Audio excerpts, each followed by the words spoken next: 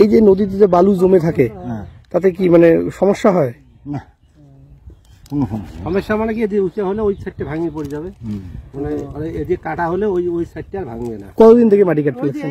ওই যে এখানে ওই যে মনে করো ওই জায়গার সাইডটা মনে করো এখন বন্ধ হয়ে গেছে, ভাঙা বন্ধ হয়ে গেছে, এখন এটা দিয়ে যাচ্ছে। মানে মাটি কতদিন থেকে কাটতেছেন? মোটামুটি বেশি দিন হয়নি। প্রত্যেক দিনে কাটে? না না, প্রতিদিন না, একদিন। টলি আসে? টলি। কত করে টলি? আপনারা কাজ করেন টলিতে? হ্যাঁ হ্যাঁ। একটা করে টলি লোড করলে কত টাকা? 125 টাকা। মানে আপনাদেরকে 125 টাকা দেয়? কতজন করে থাকেন? 8 জন। দিনে কয়টা টলি হয়? ওই বেশি আসে না টলি। কয় টাকা পান? বললাম এখানে বললাম কয় টাকা পান? 15 টাকা 20 টাকা একটা টলি ভাড়া। একটা টলি ভাগে পাই যে 15 টাকা পাই। সারাদিনে কয়টা টলি ভরেন? ভরি 8-10টা। হ্যাঁ। কতদিন থেকে মাটি কাটতে লাগছেন এটা? এই 3 দিন থেকে। আরো তো চলবে মাটি কাটা, না কাকা? আরো মাটি কাটা চলবে তো? চলবে তো। কতদিন চলে এটা?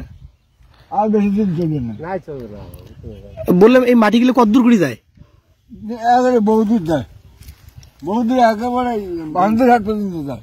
এই মাটি এটাকে রয়্যালিটি কাটে কেউ না কেউ কাটে না? রয়্যালিটি কাটা, রয়্যালিটি কাটা সব কাটা। যে পুরো গাড়িতে অয়েলটি কাটা আছে, যে আপনারা যদি গাড়ি ধরেন অয়েলটি আমরা ধরার কি? না না, কথা সাপোজ আর কি। মানে মনে করেন মানে সারাদিনে 10টা কাটলে ইয়ে হলো, 10টাই রয়্যালিটি কাটা থাকে? 10টা মাটি টলি ভরলো, 10টা গাড়ি আসে না, মানে ধরেন মানে আপ ডাউন যেহেতু করে। এমরা মনে করো 10টা গাড়ি আসে না, মনে করো 4-5টা আসে, ওরা অয়েলটি কাটে। ওরা তো বলে তোমার গাড়ি চালাবে, অয়েলটি কাগজ দেখাবেন, ওরা কাগজ দেখবে ছাড়ি দেবে, কাগজ না দেখবে অয়েলটি। সঠিক ভাবে থাকলে দিনে 50টা গাড়ি কাটো, কোনো সমস্যা নেই, তাই না? দেখুন, এই বিষয়ে আমার এখন অবধি কোনো আমার কাছে রিপোর্ট আসেনি।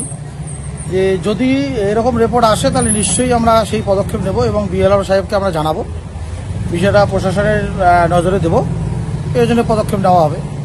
এর আগের বছরও মাতালহাটের ওই নদী এলাকা থেকে অবৈধ অনেক বালু তোলা হয়েছে। এরপরে এর আগের বারও এরকম একটা অভিযোগ আসছিল, যখন আমরা জানতে পারি তারপরে এটাকে বন্ধ করা হয়েছিল।